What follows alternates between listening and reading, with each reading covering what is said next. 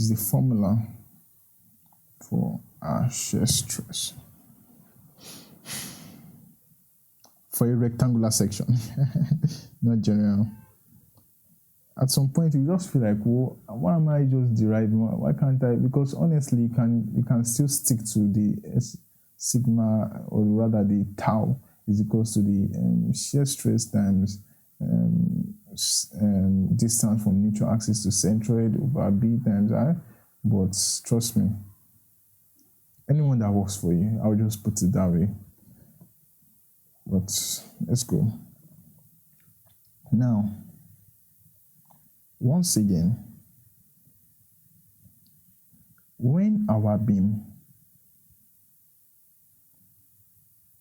I want to say something incredible. Think of a burger. Of course, a burger has 3 layers. That is, sorry guys, a burger. Now, if anything happens, remember that force that we talked about that tends to slide things apart. If anything, tries to slide things apart, of course, the middle one is usually of greater, impact. The middle one will tend to slide more faster, right?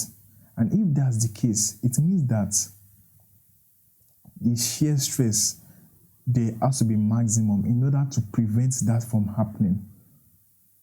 The middle one usually has the greatest chance of, slipping, but no, the shear stress, because it will offer its resistance, it will prevent it from happening. That's why we usually have, maximum shear stress at the center. But I'll prove it to you now. So now, we need to obtain a distribution for the rectangle.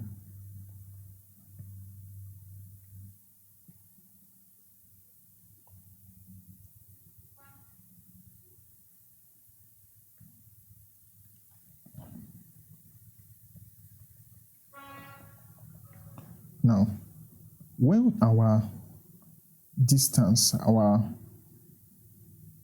remember that I said that if this is a neutral axis, and sometimes I used to draw a line that it will now be EF.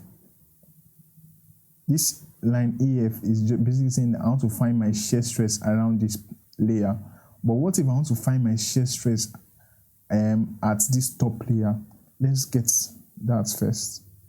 I want to show, because I'm doing this so that we can know how our stress values at this point here, at this layer rather, the topmost layer.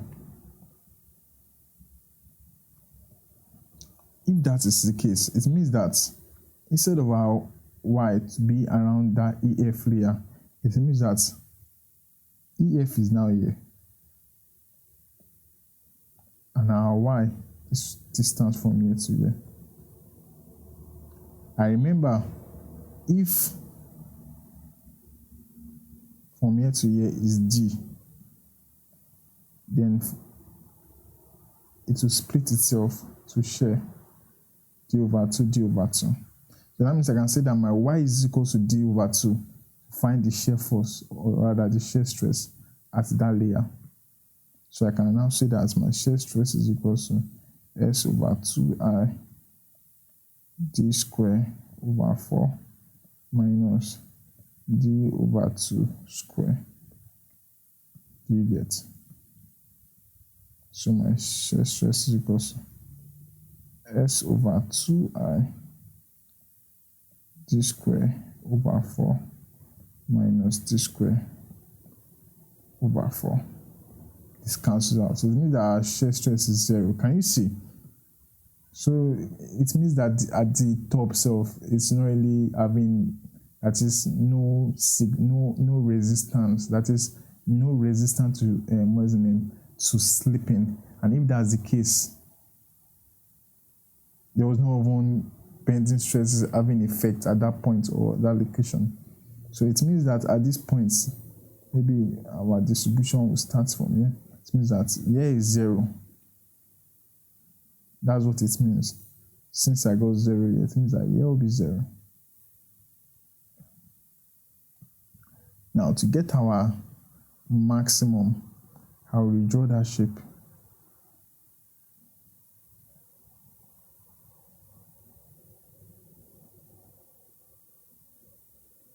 And I've told you that our maximum will be at the neutral axis.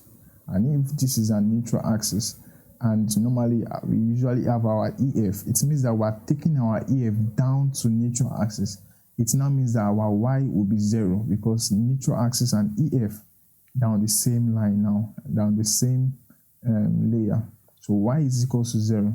So I can substitute it inside this tau equation. That's the equation for the shear stress. D square over 4 minus Y square. If this is the case, this is equals to this over this square minus 4 minus 0. It means that our sigma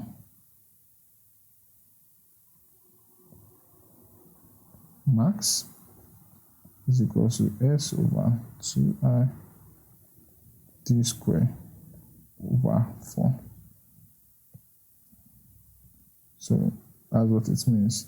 It means I'll be having a maximum here, if this is it, 0 to maximum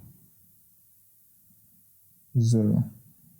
So our shear stress was 0 here, our shear stress was max, and our shear stress was 0.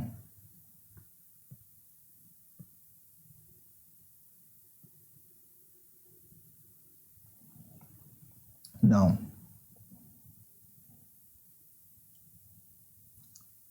there's something called the average shear stress.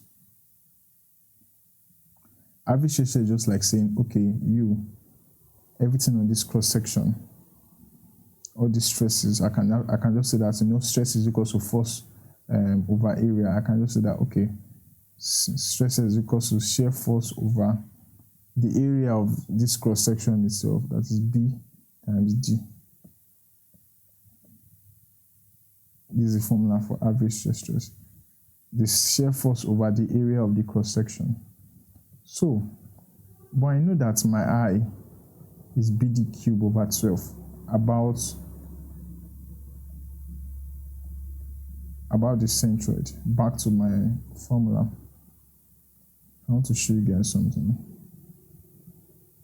So it now means that my sigma max is equals to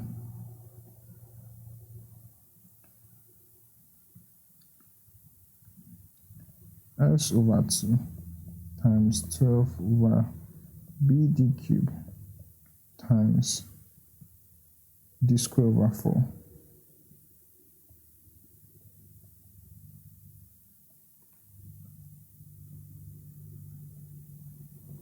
One 6 means that's 6S over BD cube times D square over 4 to 3.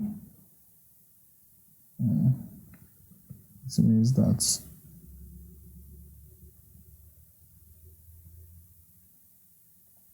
over 2 times S over BD square is equal to my sigma max, rather my tau max, not sigma. Sigma is this, tau is this. So please guys know the difference. And remember that my average shear stress is this. So I can say that my sigma max is equals to 1.5 times average. So this is for a rectangular section, guys. Thank you. And yes, please, if you find this video helpful, if you find the video helpful, please kindly like the video, kindly subscribe, so that more can gain and learn from it. Thank you, everyone.